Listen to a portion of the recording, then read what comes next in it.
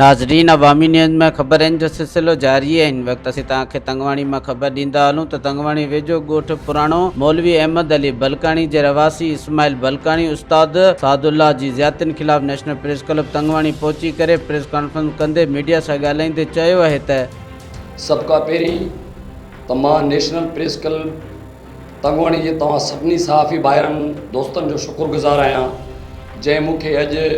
हिकु अहम इशू ते प्रेस कॉन्फ्रेंस करण जो मौक़ो ॾिनो आहे। मुंहिंजा सहाफ़ी दोस्तो,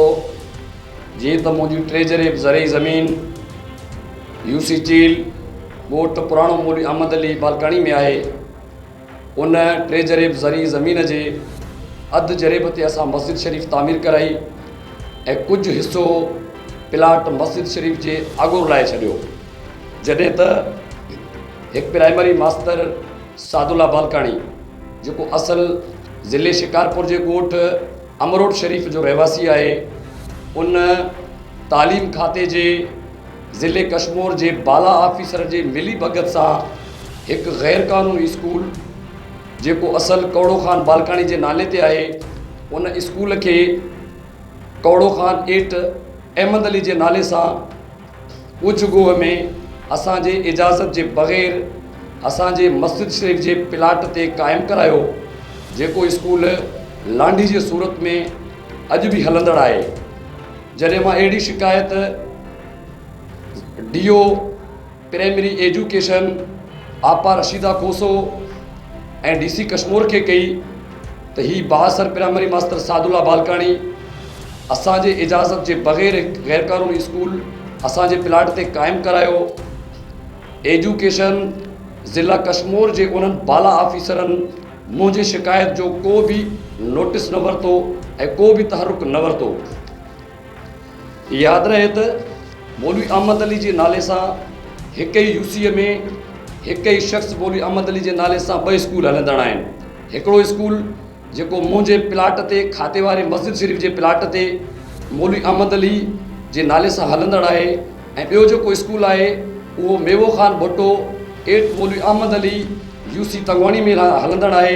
हिकिड़े यूसी तंगवाणी में मौलवी अहमद अली जे नाले सां 2 स्कूल हलनि था पिया, जेको एजुकेशन डिपार्टमेंट जे कानून जे ख़िलाफ़ वर्ज़ी आहे। एजुकेशन डिपार्टमेंट जे कानून मुताबिक़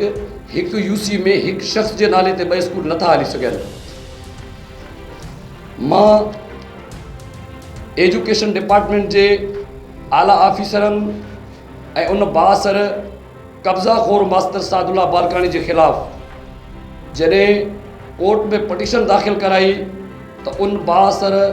प्राइमरी मास्तर सादुल्लाह बालकानी मूंखे मौतमार धमकियूं ॾिनियूं, चई त जेकॾहिं पटिशन तां तूं हथु न खयों त तोखे ऐं तुंहिंजे ख़ानदान वारनि खे क़तल करे छॾींदासीं। जॾहिं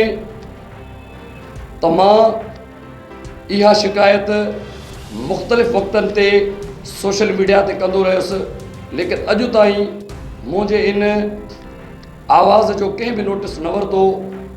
मां अॼु हिन प्रेस कॉन्फ्रेंस जे वसीले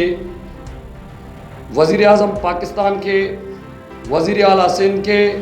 गवर्नर सिंध खे, सिंध जे आला हुकामनि, IG Sindh, commissioner Larkana, DIG Larkana, SSP Kashmore ऐं DC कश्मीर खे चवां थो पियो त मूंखे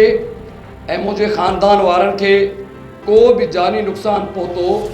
त उन जा ज़िम्मेवार असांजे खाते वारे प्लाट जे ते कब्ज़ो कंदड़ बासर प्राइमरी मास्तर सादुल्लाह बालकानी